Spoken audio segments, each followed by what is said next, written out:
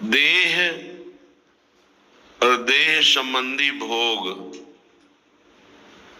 इन पर इतनी प्रबल आसक्ति हो गई कि महापुरुष जन बार बार इसी बात को समझाते हैं कि किसी भी तरह तुम देह से अपनापन हटा पाओ और देह भोगों में सुख बुद्धि जो बैठ गई है उसको हटा पाओ, तो अभी तुम सारे दुख, विपत्ति, चिंता, शोक अभी मुक्त हो जाओ, अभी इसी क्षण, क्योंकि मुक्त हो।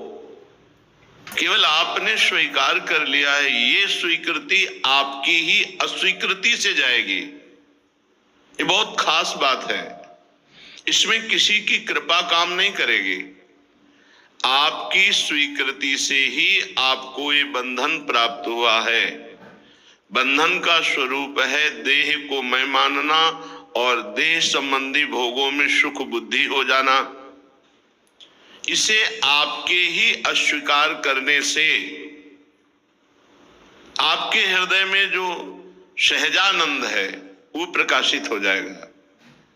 यही आवरण है, यही विक्षेप है। देहाभिमान आवरण है और देह भोग में सुख बुद्धि यही विक्षेप है, और इसी को बार बार भोगना, बार बार इसी की तृष्णा प्रकट होना, यही मल है। मल विक्षेप आवरण, ये अविद्या यदि नष्ट हो जाए, अज्ञान ये नष्ट हो जाए, तो बहुत शीघ्र परमानंद का अनुभव हो जाए। परमानंद एक अद्भुत मस्ती जो ब्रह्म पद में भी नहीं है, परमेष्ठी पद में भी नहीं है, वो मस्ती प्रकट हो जाए। श्रीपाद प्रबोधानंद जी महाराज कह रहे हैं, न स्त्री प्रसंगी मिलति यत इदम स्थानमाश्रित्य सर्व द्वंद्वातीतोत्र कदादिभिर्परवशै कल्पयन् देह वृत्तिम भावेनात्युज्ज्वलेनात्मनि मधुरतरेण्यश्च राधा पदाब्ज द्वंद्वं वृंदावनांतर्गमय दिन निशा नित्य तन्नाम जापी।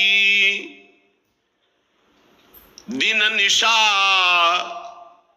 नित्य तन्नाम जापी। ए भाई, ये स्त्री प्रसंग का देश नहीं है वृंदावन, कह रहे न स्त्री प्रसंगी मिलति यत इदम स्थान माश्रित्य।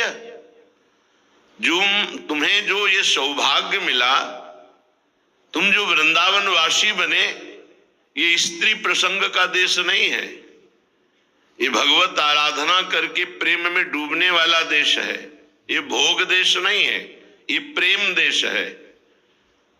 जो बड़े बड़े योगी जन, मुनीन्द्र जन जहां की रज की आकांक्षा करते हैं, यो ब्रज 84 कोश में मुकुटमणि रूप विराजमान श्री धाम वृंदावन, कह रहे इदम स्थान माश्रित्य। ये जो तुमने वृंदावन का आश्रय लिया है, ये न स्त्री प्रसंगी मिलती यत, ना ये कोई स्त्री पुरुष यहाँ है और ना स्त्री भोग का ये देश है। बिल्कुल खुली बात कह रहे, ना स्त्री प्रसंगी मिलती। ये सब प्रेम में, लता खग मृग पशु पंछी नर नारी जो भी यहां सब प्रेम स्वरूप, चिदानंद स्वरूप। ना स्त्री प्रसंगी, ये स्त्री सहवास का देश नहीं है।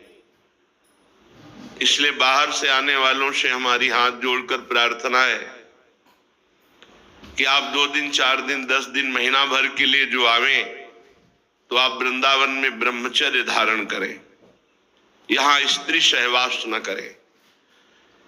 वैसे किसी भी तीर्थ में जाएं, किसी भी धाम में जाएं, तो ये सब दरिद्रता तो मन में भरी रहती है, पर आप धाम में, तीर्थ में इसी दरिद्रता को धोने के लिए गए हैं।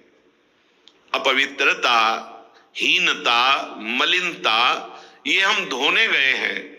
किसी भी परम पावन तीर्थ में जाते हैं निष्पाप होने के लिए। यदि हम किसी भी धाम में, किसी भी तीर्थ में जाकर के, भले ही अपनी पत्नी से क्यों ना, लेकिन वो सहवास देश नहीं है, वो भोग देश नहीं है। आप काशी जाते हैं, मथुरा आते हैं, ब्रजधाम आते हैं, अयोध्या जाते हैं, उज्जैन जहां भी भगवत धाम है, भगवत तीर्थ है, यदि आप तीर्थ के लिए जा रहे हैं तो इसका मतलब है आप पावन होने जा रहे हैं, निष्पाप होने जा रहे हैं। तो आपको ऐसा पापाचरण नहीं करना, वहां पापाचरण माना जाएगा। भले आप अपनी पत्नी को ही लेकर क्यों नहीं गए, लेकिन वो आपका अपवित्र कार्य माना जाएगा। आप धाम गए हैं, तीर्थ गए, अब वो पापाचरण माना जाएगा, नहीं करना वहां। ना स्त्री प्रसंगी मिलत तस्मात् शास्त्रम प्रमाणम ते कार्य व्यवस्थित हो। कार्य और अकार्य की व्यवस्था शास्त्र के अनुसार की गई, मनमानी नहीं की गई। भगवत धामों में, तीर्थों में, पुरियों में जब कभी जाने का सौभाग्य मिले तो रसेंद्री और जनेंद्री को संभाल के जाना। रसेंद्री खान पान बहुत संयम युक्त, पवित्र भोजन।